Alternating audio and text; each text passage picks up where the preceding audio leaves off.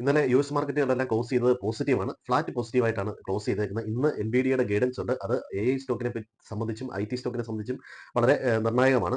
യുഎസിൽ ഇന്നലെ വന്ന ഡേറ്റ കൺസ്യൂമർ കോൺഫിഡൻസ് ഡേറ്റ പോസിറ്റീവാണ്. യുഎസ് ഹോം സെയിൽസ് ഡേറ്റ നെഗറ്റീവാണ്. ഇനി ഇന്ത്യൻ മാർക്കറ്റിന്റെ കാര്യം എടുത്തു കഴിഞ്ഞാൽ ഇന്ത്യൻ മാർക്കറ്റ് ഒരു കൺസോൾട്ടേഷൻ ഫേസിലാണ് ഇപ്പോൾ ട്രേഡിംഗ് നടന്നുകൊണ്ടിരിക്കുന്നത്. ഇനി അതിനൊരു ഹൈക്ക് മുകളിൽ പോയാൽ മാത്രമേ നമുക്കൊരു കുറച്ചുകൂടെ അപ്സൈഡ് പറയാൻ പറ്റുള്ളൂ. അതുപോലെ ടെക്നിക്കലി ഒരു ഡബിൾ ടോപ്പ് ഏകദേശം ക്രിയേറ്റ് ചെയ്തിട്ടുണ്ട്. അപ്പോൾ ഒരു ഷാർപ്പായിട്ട് സെല്ലിംഗ് അല്ലെങ്കിൽ ഒരു പ്രോഫിറ്റ് ബുക്കിംഗ് എപ്പോൾ വേണമെങ്കിലും വരാം. അതൊന്ന് ശ്രദ്ധിക്കുന്നത് നന്നായിരിക്കും.